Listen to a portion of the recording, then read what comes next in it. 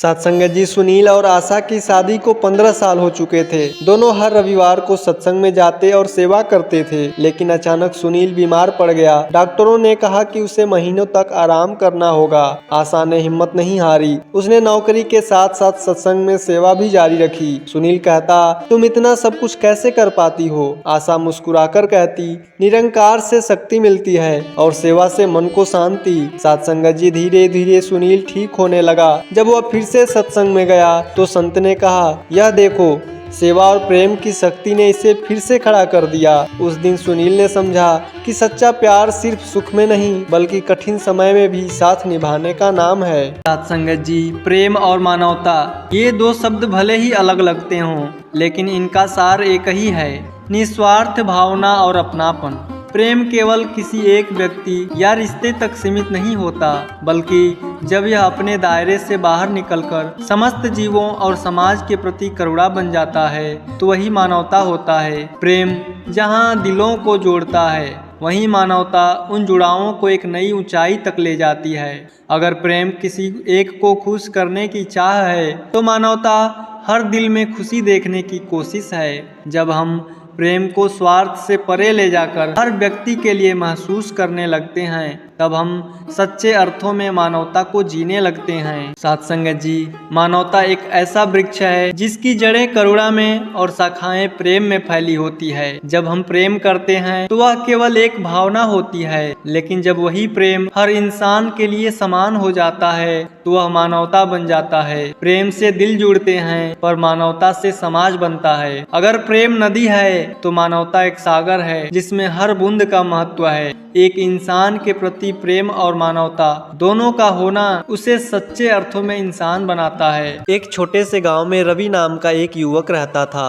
वह हमेशा सोचता था कि खुशियां केवल धन और ऐशो आराम से मिलती है, लेकिन एक दिन उसने देखा कि एक वृद्ध महिला सड़क के किनारे भूखी बैठी है। उसने बिना सोचे समझे अपना खाना उन्हें दे दिया। महिला की आंखों में चमक और आशीर्वाद से भरी मुस्कान देखकर रवि के मन में एक अनोखी शांति का अनुभव हुआ। उसी दिन से रवि ने सेवा करने का संकल्प लिया। वह रोज किसी न किसी जरूरतमंद की सेवा करने लगा, कभी किसी को भोजन तो कभी बीमारों की देखभाल। धीरे धीरे गांव में भी सेवा भाव जागने लगा और लोग एक दूसरे की मदद करने लगे। एक दिन किसी ने रवि से पूछा, तुम इतना परिश्रम क्यों करते हो? बदले में तुम्हें क्या मिलता है? रवि मुस्कुराकर बोला, सेवा से जो खुशी और शांति मिलती है वह किसी दौलत से नहीं खरीदी जा सकती। सेवा भाव केवल दूसरों की मदद नहीं बल्कि आत्मा की सच्ची शुद्धि और परम आनंद का स्रोत है। जब हम निस्वार्थ सेवा करते हैं तब ईश्वर का सच्चा आशीर्वाद हमें मिलता है। एक बार एक भक्त भगवान की पूजा में घंटों बैठा रहता था। वह मंदिर में दीप जलाता, मंत्र पढ़ता और तरह तरह के अनुष्ठान करता था, लेकिन उसके गांव में कई भूखे, बीमार और जरूरतमंद लोग थे कि और उसने कभी भी ध्यान नहीं दिया। एक दिन एक संत वहां आए और उन्होंने भक्त से पूछा, तुम क्या कर रहे हो? भक्त ने उत्तर दिया, मैं भगवान की पूजा कर रहा हूँ ताकि मुझे मोक्ष मिले। संत मुस्कुराए और बोले, अगर भगवान को खुश करना चाहते हो तो उनकी बनाई हुई सृष्टि की सेवा करो, भूखे को भोजन दो, जरूरतमंद की मदद करो, दुखियों का सहारा बनो, यही सच्ची पूजा है। भक्त की आंखें खुल गई। उसने समझ लिया कि केवल मूर्ति के सामने बैठना ही पूजा नहीं बल्कि दूसरों की सेवा करना, प्रेम और करुणा दिखाना ही सबसे बड़ी पूजा है। ईश्वर केवल मंदिरों में नहीं बल्कि हर जीव में बसते हैं। जब हम दूसरों की भलाई के लिए काम करते हैं तभी हमारी पूजा सच्ची मानी जाती है। एक बार एक प्रसिद्ध संत के पास एक विद्वान व्यक्ति आया। वह बहुत घमंडी था और खुद को सबसे बुद्धिमान मानता था। उसने संत से कहा, मैंने वेद पुराणों का गहन अध्ययन किया है, मुझे ज्ञान की कोई कमी नहीं है, फिर भी मैं शांति महसूस नहीं करता। संत मुस्कुराए और उसे पानी से भरा एक कप दिया। फिर उन्होंने उसमें और पानी डालना शुरू किया, जिससे पानी बाहर गिरने लगा। विद्वान चौंक कर बोला, गुरुदेव, कप पहले से भरा है, इसमें और पानी कैसे आ सकता है? संत ने समझाया, बिल्कुल वैसे ही जैसे अहंकार से भरा मन नया ज्ञान या शांति प्राप्त नहीं कर सकता। जब तक तुम विनम्र नहीं बनोगे तब तक सच्चा ज्ञान और आनंद तुम्हें नहीं मिलेगा। विद्वान को अपनी भूल समझ आ गई। उसने अहंकार छोड़कर विनम्रता का मार्ग अपनाया। विनम्रता हमें सच्ची महानता की ओर ले जाती है। जो झुकता है वही आगे बढ़ता है। एक विनम्र हृदय ही सच्चा ज्ञान, प्रेम और शांति प्राप्त कर सकता है। एक राजा ने सोचा कि वह सबसे ज्यादा खुशहाल व्यक्ति है क्योंकि उसके पास अपार धन, वैभव और सत्ता है, लेकिन फिर भी वह अंदर से खाली महसूस करता था। उसने राज्य के सबसे बुद्धिमान संत को बुलाया और पूछा, मैं सब कुछ पाने के बाद भी खुश क्यों नहीं हूँ? संत मुस्कुराए और राजा को एक गरीब किसान के घर ले गए। किसान अपनी छोटी सी झोपड़ी में बैठा अपने परिवार के साथ हंसते हुए रोटी खा रहा था। राजा ने पूछा, तुम्हारे पास न धन है न आराम, फिर भी तुम इतने प्रसन्न कैसे हो? किसान बोला, महाराज, मैं जो भी करता हूँ प्रेम और संतोष के साथ करता हूँ। मैं भगवान का धन्यवाद करता हूँ और निस्वार्थ भाव से सेवा करता हूँ। मेरे लिए सच्चा आनंद दूसरों की खुशी में है, न कि सिर्फ अपने लिए कुछ जमा करने में। राजा को एहसास हुआ कि सच्चा आनंद बाहरी चीजों में नहीं बल्कि संतोष, प्रेम और सेवा में है। जब हम स्वयं के बजाय दूसरों के सुख में आनंद खोजते हैं तब हमें असली खुशी मिलती है। एक बार एक शिष्य ने अपने गुरु से पूछा, गुरुदेव, सिमरन करने से क्या लाभ होता है? गुरु मुस्कुराए और उसे एक गंदे बर्तन में पानी भरने को कहा। शिष्य ने कई बार कोशिश की लेकिन गंदगी पानी के साथ बहती रही। कुछ देर बाद बर्तन साफ हो गया। गुरु ने समझाया, ठीक ऐसे ही जब हम सच्चे मन से सिमरन करते हैं तो हमारी मन की गंदगी, अहंकार, क्रोध, लोभ धीरे धीरे धुल जाती है। सिमरन से आत्मा शुद्ध होती है और हम ईश्वर के करीब जाते हैं। सच्चा सिमरन हमें शांति, प्रेम और आध्यात्मिक ऊर्जा प्रदान करता है। जब हम सिमरन करते हैं तो हमारे भीतर सकारात्मकता बढ़ती है और हमारे जीवन में हर स्थिति को सहजता में स्वीकार करने की शक्ति मिलती है। सिमरन केवल शब्दों का उच्चारण नहीं बल्कि आत्मा का ईश्वर से जुड़ना है। यह वह प्रकाश है जो अज्ञान के अंधकार को मिटा देती है और हमें सच्ची आनंद की अनुभूति कराती है। राजेश, अजय और विनोद बचपन के अच्छे मित्र थे। वे अक्सर साथ खेलते, पढ़ते और अपने जीवन को सही दिशा में ले जाने के लिए अच्छे मार्गदर्शन की तलाश में रहते थे। एक दिन गांव के एक बुजुर्ग ने उन्हें सत्संग में जाने की सलाह दी। पहले तो उन्हें लगा कि सत्संग केवल बुजुर्गों के लिए है, लेकिन जब वे वहां गए तो उनका सोचने का तरीका ही बदल गया। वहां उन्हें जीवन के सच्चे मूल्य, सेवा, समर्पण और सच्चे आनंद के बारे में सीखने को मिला। सत्संग की संगति ने उनकी आदतें भी बदल दी। वे अब आधुनिक, अनुशासित, विनम्र और मददगार बन गए। धीरे धीरे उनके परिवार और गांव के लोग भी उनके इस बदलाव से प्रभावित हुए और सभी लोग सत्संग में जाने लगे। यह मित्रता न केवल उनके बल्कि पूरे समाज के लिए प्रेरणा बन गई। सच्चे मित्र वही होते हैं जो एक दूसरे को सही राह दिखाते हैं और जीवन को सकारात्मक दिशा में आगे बढ़ाते हैं। साथ संगत जी, एक बार एक व्यक्ति गौतम बुद्ध को अपशब्द कहने लगा।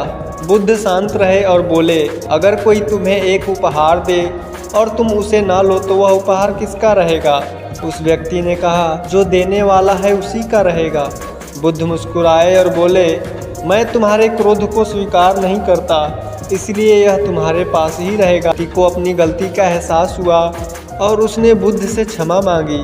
सत्संगत जी, कहने का भाव है कि धैर्य और शांति से क्रोध पर विजय प्राप्त किया जा सकता है। सत्संगत जी, एक छोटे गांव में एक बुजुर्ग महिला अकेली रहती थी।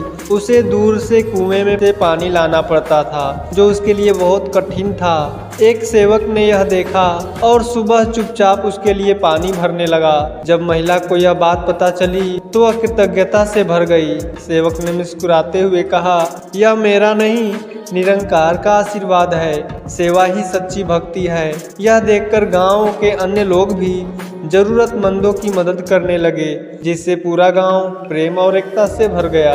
एक बार एक शिष्य ने अपने गुरु से पूछा, गुरुदेव, सिमरन करने से क्या लाभ होता है? गुरु मुस्कुराए और उसे एक गंदे बर्तन में पानी भरने को कहा। शिष्य ने कई बार कोशिश की लेकिन गंदगी पानी के साथ बहती रही। कुछ देर बाद बर्तन साफ हो गया। गुरु ने समझाया, ठीक ऐसे ही जब हम सच्चे मन से सिमरन करते हैं तो हमारी मन की गंदगी, अहंकार, क्रोध, लोभ धीरे धीरे धुल जाती है। सिमरन से आत्मा शुद्ध होती है और हम ईश्वर के करीब जाते हैं। सच्चा सिमरन हमें शांति, प्रेम और आध्यात्मिक ऊर्जा प्रदान करता है। जब हम सिमरन करते हैं तो हमारे भीतर सकारात्मकता बढ़ती है और हमारे जीवन में हर स्थिति को सहजता में स्वीकार करने की शक्ति मिलती है। सिमरन केवल शब्दों का उच्चारण नहीं बल्कि आत्मा का ईश्वर से जुड़ना है। यह वह प्रकाश है जो अज्ञान के अंधकार को मिटा देती है और हमें सच्ची आनंद की अनुभूति कराती है। एक बार एक व्यक्ति ने संत से पूछा, गुरुदेव, सत्संग में आने का क्या लाभ है? संत मुस्कुराए और उस व्यक्ति को एक कोयले का टुकड़ा पकड़ाया। फिर बोले, इसे कुछ देर अपने हाथ में रखो। कुछ समय के बाद व्यक्ति का हाथ काला हो गया। संत ने फिर उसे जलती अग्नि के पास बैठने को कहा। कुछ देर बाद वही कोयला अंगारे में बदल गया और तेज रोशनी व गर्मी देने लगा। संत बोले, यही सत्संग का प्रभाव है। यदि हम बुरी संगति में रहते हैं तो हमारे विचार भी मैले हो जाते हैं, लेकिन यदि हम संतों और सज्जनों की संगति में बैठते हैं तो हमारे विचार और आत्मा भी प्रकाशमान हो जाती है। सत्संग हमें सच्चे ज्ञान की ओर ले जाता है, अहंकार और बुराइयों को दूर करता है और जीवन को शांति तथा आनंद से भर देता है।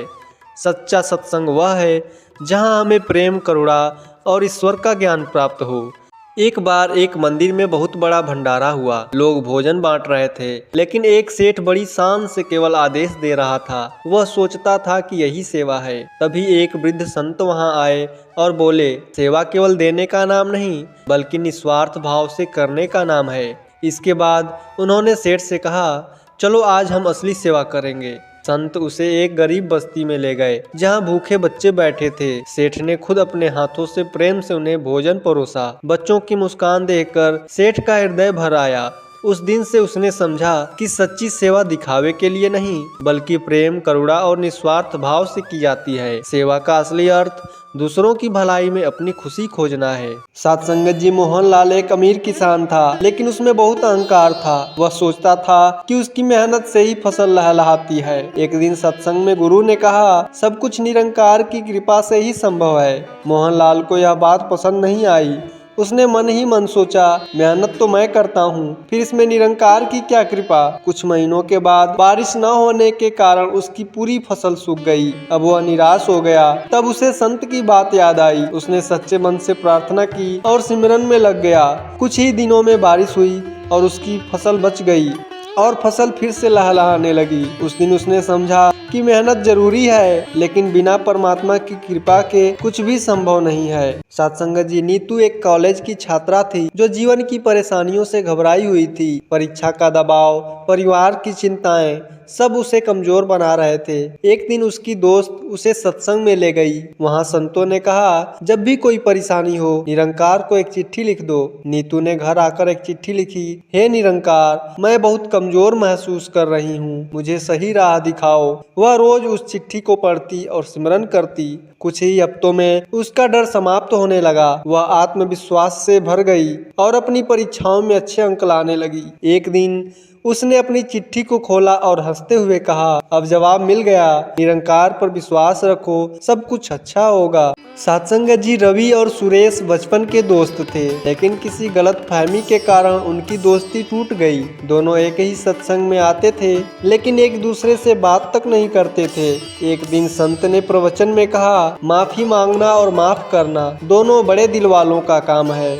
यह सुनकर रवि को एहसास हुआ कि दोस्ती अहंकार से बड़ी होती है। सत्संग के बाद उसने सुरेश के पास जाकर कहा, भाई, अगर मुझसे कोई गलती हुई हो तो माफ कर देना। यह सुनते ही सुरेश की आंखों में आंसू आ गए। उसने भी गले लगाकर कहा, भूल जाओ सब कुछ, चलो फिर से दोस्त बनते हैं। उस दिन उन्होंने समझ लिया कि माफी केवल शब्द नहीं। सत्संगत जी, राजू एक गरीब लड़का था जो बहुत मेहनत करता, लेकिन सफलता नहीं मिलती थी। एक दिन वह निराश होकर सत्संग में गया। वहाँ संत ने कहा, हर सुबह और रात को सिमरन किया करो और सब कुछ निरंकार पर छोड़ दो। सत्संगत जी, राजू ने रोज सिमरन करना शुरू कर दिया। कुछ महीनों के बाद उसे एक अच्छी नौकरी मिल गई। उसने अपनी मेहनत और सिमरन जारी रखी और जल्द ही वो अपने क्षेत्र में सफल हो गया। सत्संगत जी, एक दिन उसने संत से कहा, पहले मैं सोचता था कि सिर्फ मेहनत से सब कुछ मिलता है, लेकिन अब समझ गया कि जब मेहनत के साथ सिमरन जुड़ता है तो सफलता निश्चित होती है। संत मुस्कुराए और बोले, सही कहा बेटा, जब हम निरंकार पर विश्वास रखते हैं तो रास्ते खुद ब खुद खुल जाते हैं। सत्संगत जी, मनीष एक सफल इंजीनियर था, लेकिन अंदर से हमेशा बेचैन रहता था। उसे समझ में नहीं आता था कि पैसा और सुविधाएं होने के बावजूद उसे शांति क्यों नहीं मिल रही। एक दिन उसकी मुलाकात एक संत से हुई। संत ने कहा, तुम्हारी बेचैनी का कारण यह है कि तुमने सब कुछ अपने लिए कमाया, लेकिन किसी के लिए कुछ नहीं किया। सेवा का आनंद लो, फिर देखो कैसे जीवन बदल जाता है। मनीष ने पहली बार सेवा में भाग लिया। वह लंगर में भोजन परोसने लगा, संगत की साफ सफाई करने लगा। धीरे धीरे उसने महसूस किया कि उसकी आत्मा हल्की और प्रसन्न हो रही है। कुछ महीनों के बाद संत ने कहा, अब कैसा लग रहा है? मनीष ने हाथ जोड़कर कहा, गुरुजी, आपने मुझे सबसे कीमती उपहार दिया, सेवा और प्रेम का मार्ग। अब मैं सच्ची खुशी महसूस कर रहा हूँ। सत्संग जी, संत निरंकारी मिशन एक आध्यात्मिक संगठन है जो मानवता, प्रेम और एकता के संदेश को फैलाने के लिए जाना जाता है। इसकी स्थापना बाबा बूटा सिंह जी ने 1929 ईस्वी में की थी, जब उन्हें एक आध्यात्मिक अनुभव हुआ और उन्होंने परमात्मा की एकता का संदेश लोगों तक पहुंचाने का संकल्प लिया। लेकिन यह सभी धर्मों के लोगों के लिए खुला है और किसी भी संप्रदाय से बंधा नहीं है। इसका मूल मंत्र है, ईश्वर एक है और वह हर मनुष्य के भीतर निवास करता है। बाबा बूटा सिंह जी के बाद बाबा गुरबचन सिंह जी ने मिशन को आगे बढ़ाया और इसे वैश्विक स्तर पर फैलाया। उन्होंने सत्संगों, सेवा और सिमरन के माध्यम से लोगों को सच्चाई और शांति की राह दिखाई। मिशन का मुख्य उद्देश्य लोगों को भौतिकता से ऊपर उठाकर आध्यात्मिक जागरूकता प्रदान करना है। यहाँ कोई मूर्ति पूजा या जटिल रीति रिवाज नहीं है, बल्कि सादगी और सच्चाई पर जोर दिया जाता है। सत्संगत जी, एक दिन बुद्ध के पास एक युवक आया और बोला, मुझे आदत है कि मैं गुस्से में दूसरों को बुरी बातें कह देता हूँ, फिर पछताता हूँ, मैं क्या करूँ? बुद्ध ने उसे एक लकड़ी दी और कहा, हर बार जब किसी को बुरा कहो, इस लकड़ी में एक कील ठोक दो। कुछ दिनों में लकड़ी कील से भर गई। फिर बुद्ध बोले, अब हर अच्छे काम पर एक कील निकालो। सत्संगत जी, जब सभी कीलें निकल गई तो बुद्ध ने कहा, अब लकड़ी कैसी दिख रही है? युवक बोला, छिद्रों से भरी हुई। बुद्ध बोले, ऐसे ही कटु वचन दिल में घाव छोड़ जाते हैं, इसीलिए सोच समझकर बोलनी चाहिए। एक बार एक शिष्य ने अपने गुरु से पूछा, गुरुदेव, धर्म क्या है? गुरु मुस्कुराए और बोले, कल तुम्हें इसका उत्तर मिलेगा, लेकिन पहले तुम इस पिंजरे में बंद पक्षी को मुक्त कर दो। शिष्य ने आज्ञा का पालन किया और पक्षी उड़कर आकाश में विलीन हो गया। अगले दिन गुरु ने पूछा, जब तुमने पंछी को मुक्त किया तो तुम्हें कैसा लगा? शिष्य बोला, तुम बहुत शांति और आनंद महसूस हुआ। गुरुदेव बोले, यही धर्म है, जो दूसरों की भलाई करे, जो किसी को बंधन से मुक्त करे और जिसमें प्रेम और करुणा हो। सच्चा धर्म सिर्फ पूजा पाठ नहीं, बल्कि अपने कर्तव्यों का निस्वार्थ भाव से पालन करना, सच का साथ देना और ज़रूरतमंदों की सेवा करना, मदद करना। धर्म वही है जो मानवता की सेवा करे, दूसरों के दुख हरने में सहायक हो और प्रेम तथा न्याय का मार्ग दिखाए।